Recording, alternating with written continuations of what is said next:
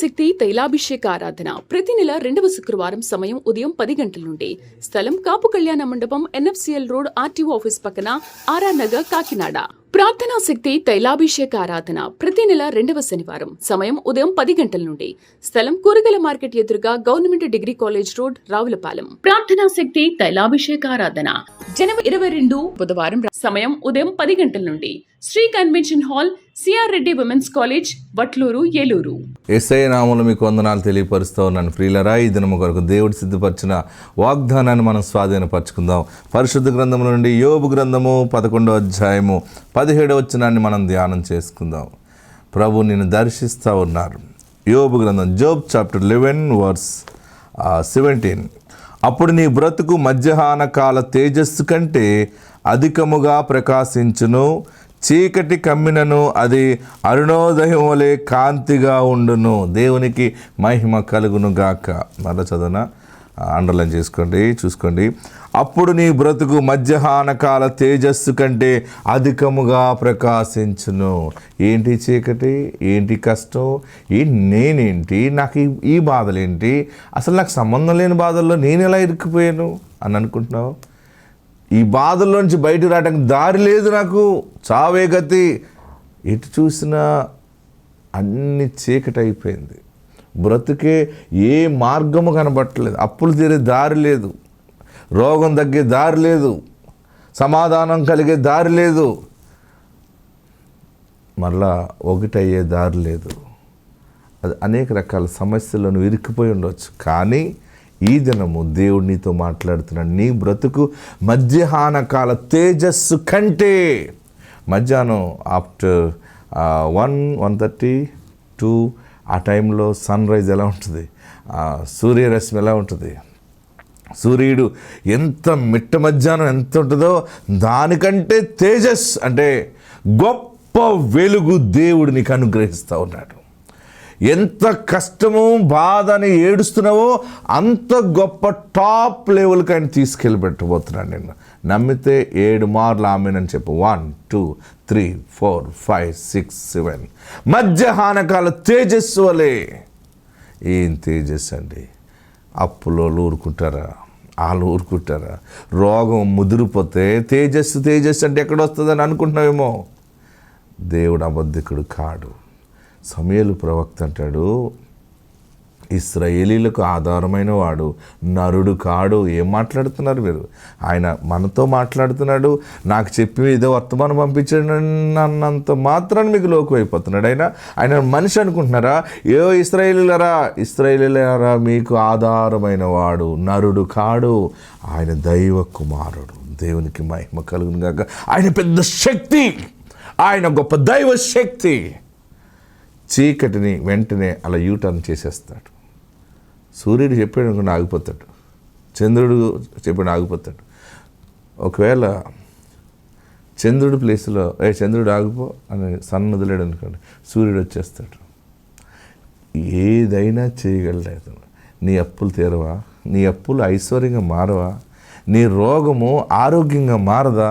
నీ దరిద్రము ఐశ్వర్యంగా మారదా? ఎందుకు భయపడుతున్నావు? నీతోనే మాట్లాడుతున్నాడు దేవుడు. నీ బ్రతుకు నా బ్రతుకు అని ఏడుస్తున్నావు కదా. ఎస్, నీ బ్రతుకు మధ్యాహ్న కాల తేజస్సు కంటే, నీకు ఉండవలసిన ఇల్లు కంటే, నీకు ఉండవలసిన పొలము కంటే, నీకు రావలసిన రాబడి కంటే దేవుడు మల్టిప్లై చేస్తాడు బ్లెస్సింగ్ని.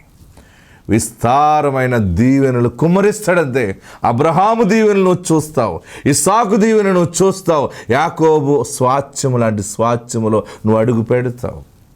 ఇంకొక మంచి మాట ఏమంటున్నాడంటే అక్కడ, చీకటి కమ్మినను అది అరుణోదయము వలె కాంతిగా ఉండును.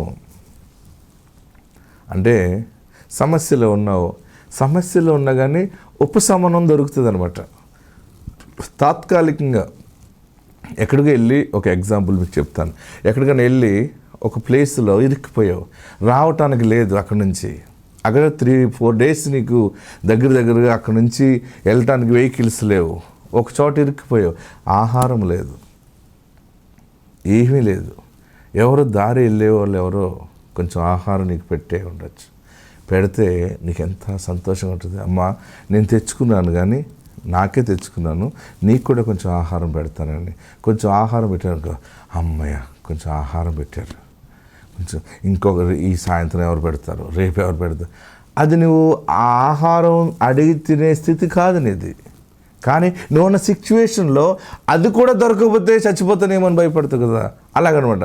కాకుల ద్వారా ఆహారం పంపితే ఎలా ఉంటుందో, నీ దగ్గరికి వచ్చి ఒక మ్యాంగో కానీ లేకపోతే ఏదన్నా ఒక జామ పండు కానీ ఏదన్నా ఒక ఫ్రూట్ ఏదైనా పక్షి పట్టుకెళ్తూ అలా పడిపోయింది అనుకో, నువ్వెంతో దానిని అమృతంలో తింటావు కదా. దేవుడే నిజంగా పంపుతున్నాడు.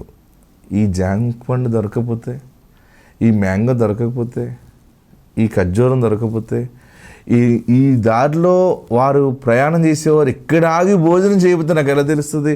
ఆగి భోజనం చేయటం ద్వారా నాకు కొంచెం భోజనం పెట్టారే అంటే, ఈ యొక్క మాట మీనింగ్ బాగా అర్థం చేసుకోండి. నేను చెప్తున్నాను, చీకటి కమ్మినను అది అరుణోదయం వలె కాంతిగా ఉండును.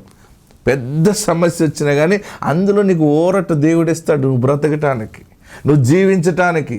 నీ శోధన సమయము, కష్ట సమయము 2 రోజులు, 3 రోజులు, 6 నెలల, సంవత్సరమా, ఎంత టైం ఉన్నా అంత సమయంలో ఆయన నీకు అరుణోదయ కాంతి, నెమ్మదిగా, అంత వెలుగు నీకు రాకపోవచ్చు కానీ వెన్నెల్లాగా ఉంటుంది. దేవునికి మహిమ కలుగును గాక. అందుకే నువ్వు బ్రతుకుతున్నావు, అందుకనే నువ్వు ఆయన సాక్షిగా ఉండబోతున్నావు. ఆయన నిన్ను అరుణోదయ కాంతిగా నిన్ను నడిపిస్తూ ఉన్నాడు. నీ బ్రతుకు మధ్యాహ్న కాల తేజస్సు కంటే అధికముగా అయిపోతుంది. మంచి భవిష్యత్తు ఉంది నీకు, పాడు చేసుకోవద్దు. అంత మంచి భవిష్యత్తు దేవుడు నీకు సిద్ధం చేశాడు. తొందరపడి రాంగ్ డెసిషన్ తీసుకోవద్దు. దేవుడి మీద ఆధారపడ్డావు, ఆయన నిన్ను తప్పక బ్లెస్ చేస్తున్నాడు. ఆత్మనికి తోడుండును గాక. God bless.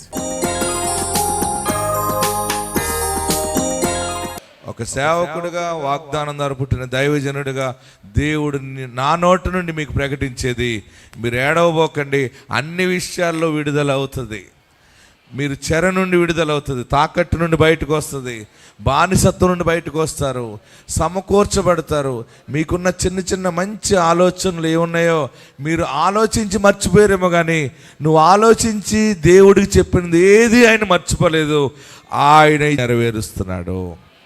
నమ్మండి, ధైర్యంగా ఉండండి, సూసైడ్ చేసుకోకండి, వదిలేయకండి, భర్తల్ని భార్యలను వదిలేయకండి, విడాకులు ఇస్తానని భయపెట్టకండి. దేవునికి లోబడండి, దేవునికి చోటు ఇవ్వండి. దేవుడు మీ ఇంట్లో గర్భఫలాలు, భూఫలాలు అనుగ్రహించును గాక. హల్లెలూయా. దేవుడు గొప్పవాడు, నమ్మదగినవాడు. కొన్ని 2 సాక్ష్యాలు మీకు తెలియపరచాలని అనుకుంటా ఉన్నాను. జీవం గల దేవుని సన్నిధానంలో ఖమ్మంలో ఒక సహోదరికి దేవుడు అద్భుతమైనటువంటి దర్శనం ఇచ్చాడు. మన పరిచర్య ఎలా జరుగుతుందంటే పరిశుద్ధాత్మ స్వాధీనంలో జరుగుతూ ఉంది. హల్లెలూయా. ఆ అమ్మాయి యొక్క సాక్ష్యాన్ని మీ ముందు పెడతా ఉన్నాను. మనం ఎవరో ఆ అమ్మాయికి తెలియదు. ఆమె పెండ్లి చేసుకుంది, బిడ్డలున్నారు. వారు ఇతర దేశంలో ఖతార్లో సెటిల్ అయ్యారు. కొన్ని సమస్యల వల్ల కుటుంబంలో ఎన్నో ఇబ్బందులు ఎదురైనప్పుడు ఆమె ఏడుస్తుంటే ఎవరో చేతబడి చేశారని చెప్తే, ఎవరు చేతబడి చేశారు ఏంటో నాకు తెలియదు, నా జీవితం అంతా కూడా అగమ్య గోచరం అయిపోయిందని ఏడుస్తూ ఉంటే, అప్పుడు కలలో ఇసాక్ పాస్టర్ గారు కలలోకి వచ్చారట. ఎవరు వచ్చారు? ఇసాక్ పాస్టర్ గారు, అంటే నేనే అనమాట. కలలోకి వచ్చి పక్కన కూర్చుని, అమ్మా భయపడకు, నీ జీవితము మరలా కట్టబడుతుంది, ఏడవకు, నీకు చేతబడి చేసిన పలానా మనుషులు నీ చెడ్డ కోరుకున్నారు, పలానా అని చెప్పి వారికి ఆ కీడు నుండి నువ్వు బయటకు వస్తున్నావు, ఫలిస్తావు, మళ్ళీ నీ ఇల్లు కట్టబడుతుందని దర్శనంలో చెప్పడం జరిగింది. ఆమె ఓదార్చబడింది. తర్వాత అలాగే కష్టాలు నడుస్తూ ఉన్నాయి. దర్శనం వచ్చింది, ప్రార్థన చేస్తున్నాను, ఎప్పుడు జరుగుతుందో అని అనుకుంటే ఆశ్చర్యం ఏంటంటే, వారి అమ్మగారింటికి వచ్చింది కొన్ని 2-3 నెలల తర్వాత, ఎప్పుడో 4 నెలల తర్వాత ఇంటికి వచ్చినప్పుడు వారి తల్లి టీవీ పెట్టింది. టీవీ పెడితే మన ప్రార్థనా శక్తి వాక్యం వస్తుంది. ఆ వాక్యం జరుగుతున్న సమయంలో వాళ్ళ తల్లి చెప్పిందండి, ఈ ఇసాక్ పాస్టర్ గారు ఈ దైవజనుడు, వాగ్దానం ద్వారా పుట్టిన దైవజనుడు, ఈ దైవజనుడు ఎంత మంచి వాక్యం చెప్తున్నాడో, ఈయన ప్రార్థన చేస్తే ఎన్ని కార్యాలు జరుగుతున్నాయంటే ఆ బిడ్డ ఇంట్లోకి వచ్చి ఆ టీవీలో చూసినప్పుడు, అమ్మా ఈ దైవజనుడిని నేను కలలో చూశాను, దేవుడు నాకు దర్శనంలో ఈ దైవజనుడిని పంపించాడు, నాకు విడుదల అవుతుందని చెప్పాడు, ఈ దైవజనుడు ఎక్కడ దొరుకుతాడు, ఈ పాస్టర్ గారు ఎక్కడ దొరుకుతారని క్లియర్గా చూసుకుంటే టీవీలో దొరికింది ఎక్కడెక్కడ తైలాభిషేకం జరుగుతుందని. అయ్యో మన ఖమ్మమే వస్తున్నారు కదా, నేను ఈ దైవజనుడిని కలవాలని చెప్పి ఆమె విశ్వాసంతో వచ్చినప్పుడు మాట్లాడింది, దైవజనుడా నేను దర్శనంలో చూశాను, నా కొరకు ప్రార్థన చేయనంది. ప్రార్థన చేసి ఆమెకి దీవెన ప్రకటిస్తే ఆమె కుటుంబంలో ఉన్న కష్టాలు, శోధనలన్నీ కొట్టివేయబడి మళ్ళీ తన భర్త దగ్గరికి వెళ్ళి కుటుంబం ఆశీర్వాదంగా ఉండి, మొన్న జరిగిన ఖమ్మంలో జరిగిన ప్రార్థనకి ఆమె కుటుంబాన్ని, వాళ్ళ అమ్మ గారిని, నాన్నగారిని అందరిని తీసుకుని వచ్చి, దైవజనుడా దేవుని సన్నిధానంలో మిమ్మల్ని ఒక్కసారి చూచి వెళ్ళాలని అక్కడి నుంచి వచ్చాను నేను, నాకు మీ ఆశీర్వాదం ప్రకటించండి అని ప్రార్థన ఆశీర్వాదం తీసుకుని వెళ్ళింది. ఆమె సాక్ష్యం చెప్తుంది. చూడండి, మీకు ఎందుకు చెప్తున్నానంటే ఈ పరిచర్య ఒక ఆత్మ కలిగిన పరిచర్య. ఆమేన్. ఏ పరిచర్య ఇది? ఆత్మ కలిగిన పరిచర్య. చూద్దాం. నేను పాల్వంచ నుంచి వచ్చి ఉన్నాను. నేను 2014 నుంచి చేతబడి శక్తుల ద్వారా నేను పీడింపబడి చాలా బాధింపబడుతూ ఉండేదాన్ని. కానీ ఆ సమయంలో నాకేమీ తెలియదు. ఆ బలహీనతలతోటే నేను పోరాడుతూ వచ్చి ఉన్నాను. కానీ ఎన్నో హాస్పిటల్ తిరిగాను. ఏ బలహీనత, ఏ అనారోగ్యం నాలో బయటపడలేదు. కానీ నేను ఎంతో భయంకరమైన దుస్థితిలో ఉన్నాను. నీళ్లు కూడా తాగలేని పరిస్థితుల్లో, ఆహారం కూడా తీసుకోలేని, నిద్ర లేదు. అలాంటి భయంకరమైన దుస్థితిలో ఉన్నప్పుడు దేవుడు మరలా నన్ను దర్శించాడు. ఇసాక్ అయ్య గారి ద్వారా దేవుడు నా దగ్గరకు వచ్చి నాకు చేతబడి చేసిన వాళ్ళని చూపించాడు. నేను నీకు తోడై ఉన్నాను, యూదా గోత్రపు సింహం వలె నిన్ను బలపరిచి నడిపిస్తానని దేవుడు వాగ్దానం ఇచ్చి నన్ను నడిపించాడు. ఆ తర్వాత నేను అమ్మ వాళ్ళ ఇంటికి వచ్చాను. అప్పుడు నేను టీవీలో ఇసాక్ అయ్య గారిని చూశాను. అంత ముందు వరకు ఇసాక్ అయ్య గారు అంటే ఎవరో నాకు తెలియదు, నేను ఎక్కడా చూడలేదు. కానీ నేను టీవీలో చూసినప్పుడు చాలా షాక్ అయ్యాను. నేను ఈ దర్శనంలో చూశాను కదా, నేను చాలా క్లియర్గా. మనం ఎవరో ఆమెకు తెలియదు. ఆమెకి దానికి ముందే దేవుడు దర్శనంలో ఇసాక్ పాస్టర్ గారిని చూపించాడు. ఇసాక్ పాస్టర్ గారు ఆమె దర్శనంలోకి వెళ్ళి చేతబడి శక్తుల చేత బాధపడుతున్నది కదా. ఆమె ఏం చెప్పింది అర్థమైంది మీ అందరికీ? ఎవరు చేతబడి చేశారో కూడా దర్శనంలోకి వెళ్ళి పలానా వారు నీకు చేతబడి చేశారు, కీడొచ్చింది, అయితే అదంతా కూడా పోతుందని చెప్పాడు. ఆమెకి దర్శనంలో వచ్చింది, ఎవరో దైవజనుడు అనుకుంది. వాళ్ళ అమ్మగారింటికి వచ్చింది. అమ్మగారింటికి వచ్చిన వాళ్ళ తల్లి అన్నదట, మన ఖమ్మంలో ఆమె నాతో చెప్తుందనమాట, అమ్మ ఈ దైవజనుడు వాక్యం, ఈ చూడు ఇసాక్ పాస్టర్ గారు ఎన్నో అద్భుత కార్యాలు దేవుడు చేస్తున్నాడు అంటే, ఆమె గదిలో నుంచి వచ్చి ఆ టీవీ దగ్గర నిలబడి టీవీ చూస్తుండగా ఆమె ఒక్కసారి షాక్ గురైంది. ఏంటంటే ఈ దైవజనుడినే నేను కొంతకాలం క్రితం దర్శనంలో చూశాను. ఆమెన్. హల్లెలూయా. చూసినప్పుడు చాలా షాక్ అయ్యాను. నేను ఈ దర్శనంలో చూశాను కదా, నేను చాలా క్లియర్గా చూశాను. నా పక్కనే కూర్చున్నారు.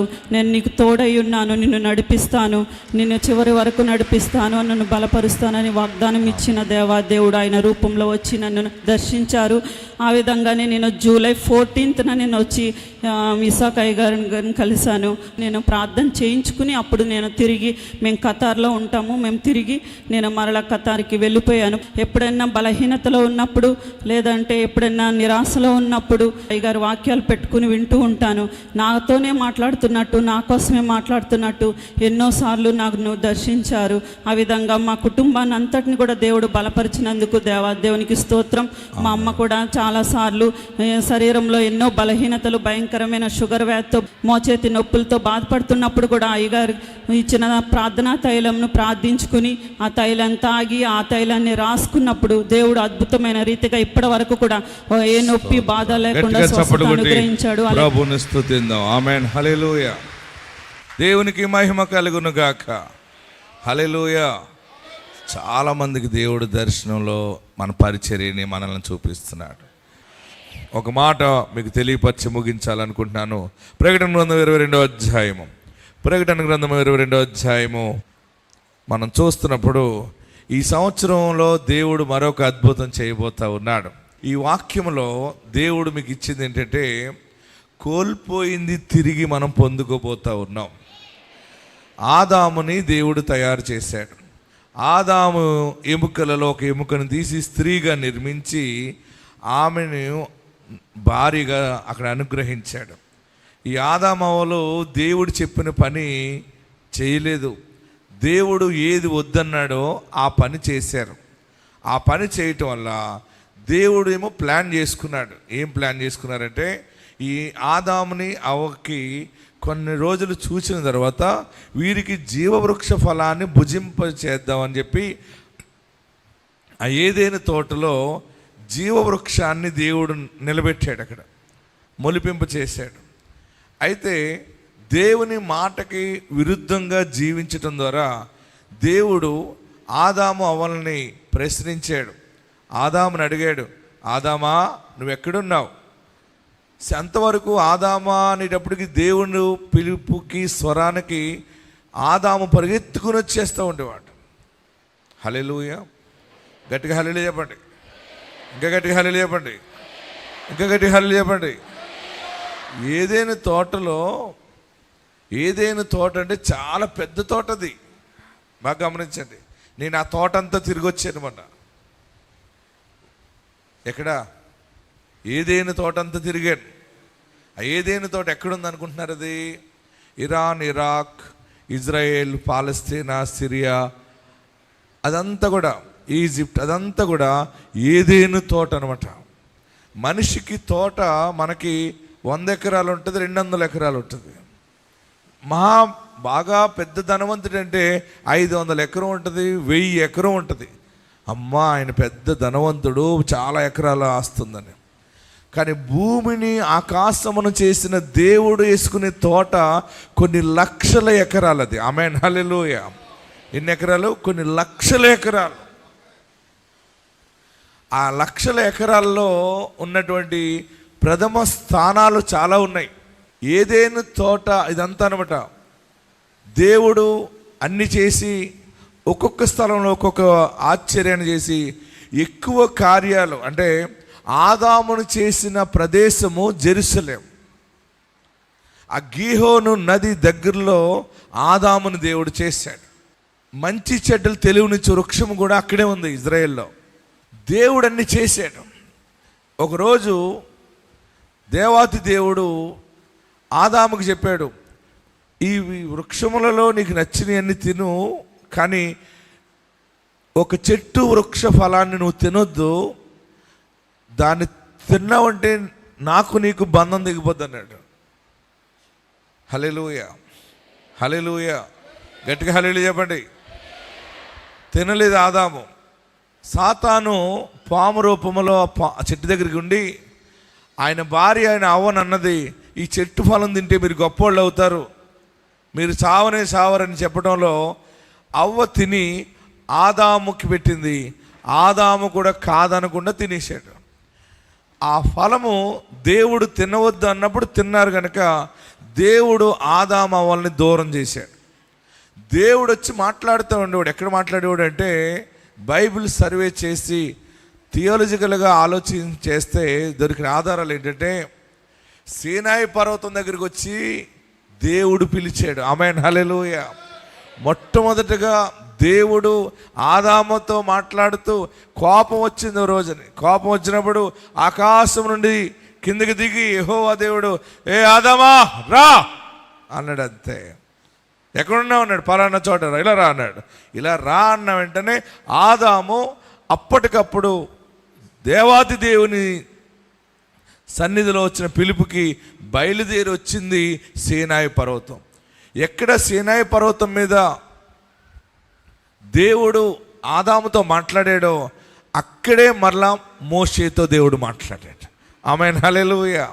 గట్టిగా హల్లెలూయా చెప్పండి, ఇంకా గట్టిగా హల్లెలూయా చెప్పండి. మరి నువ్వేం చేసావు? ఏంటి ఇలా చేసావు, అలా చేసావు అంటే, అదేనా మా మిస్సెస్ ఇలాగ బలవంతం చేసిందయ్యా అన్నాడు. మీరు అవతల పండి అన్నాడు అంతే దేవుడు. ఆదాము వాళ్ళకి చెప్పాడనమాట. ఆదాంతో అన్నాడు, నేను మీకు జీవవృక్ష ఫలాన్ని పెడదాం అనుకున్నాను, మీరు పాడు చేసుకున్నారు, గెట్ అవుట్ అన్నాడు.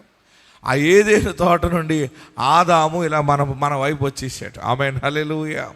గట్టిగా హల్లెలూయా చెప్పండి, ఇంకా గట్టిగా హల్లెలూయా చెప్పండి. ఎప్పుడైతే ఏదేను తోట జీవవృక్ష ఫలానికి దూరం అయిపోయామో, ఆ జీవవృక్ష ఫలాన్ని భుజింప చేయటానికి యేసుక్రీస్తే జీవవృక్షముగా భూలోకానికి వచ్చాడు. ఆమేన్, హల్లెలూయా. ఈరోజు వాక్యం ఏంటంటే ప్రకటన గ్రంథం 22వ అధ్యాయము మొదటి నుండి మనం చదివితే కనబడుతుంది. ఎస్, 2వ వచనం చదవండి. 22వ అధ్యాయము.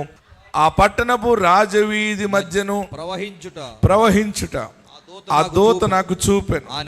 ఆ నది యొక్క ఇవలను అవలను జీవవృక్షం ఉండెను. అది నెలకు చూడండి, అది నెలకు ఫలించుచు 12 కాపులు కాయును.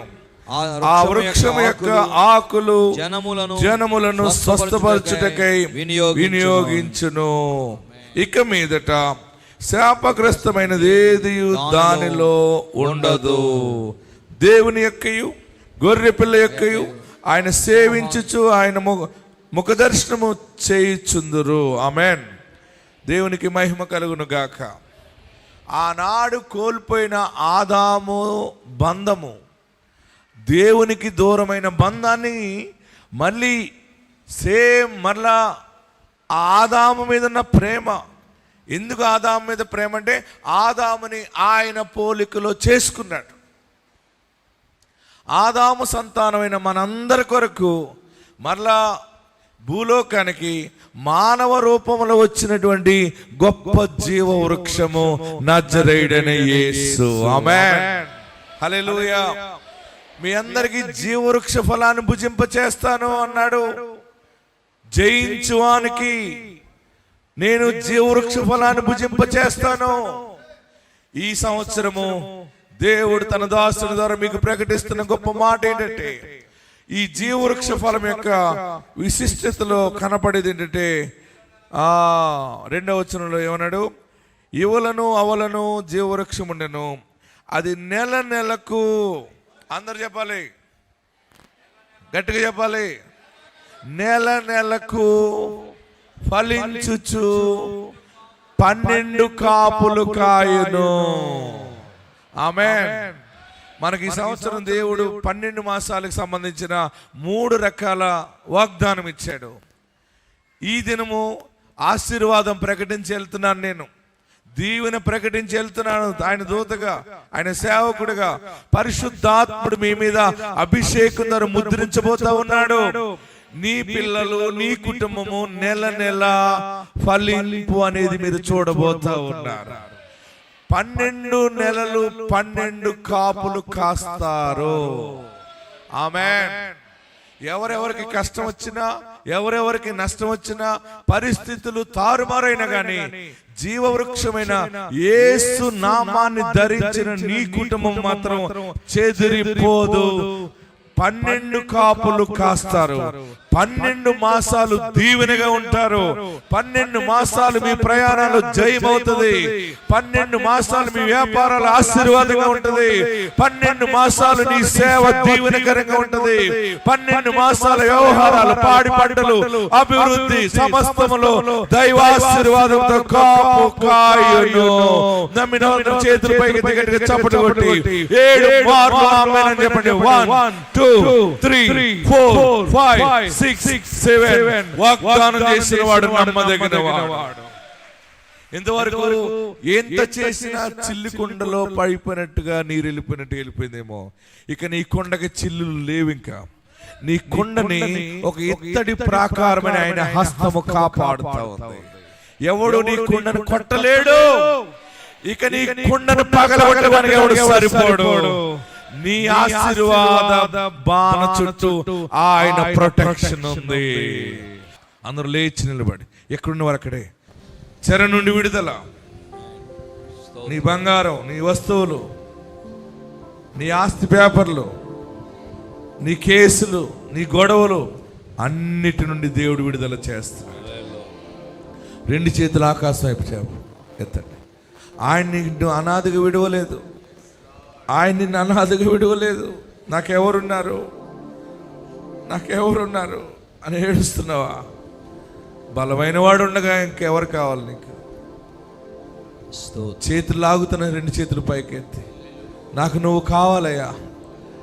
నువ్వు జీవవృక్షం కదా బాబు. నీ జీవవృక్ష ఫలము ఈరోజు 3 రకాలుగా వాగ్దానాన్ని ప్రకటించావు. 12 కాపులు కాస్తావని నీ దాసుని ద్వారా మాట్లాడావు. నాకు నీవు కావాలయ్యా. చేతులు దించండి, ఒకసారి నమస్కరించండి, తలలు పైకెత్తండి, అడగండి. ఎలాంటి చెరలో ఉన్నావో చెప్పు ఒకసారి. నీకు ప్రకటించాడు, నీ ముందుకు వచ్చింది ఆశీర్వాదం.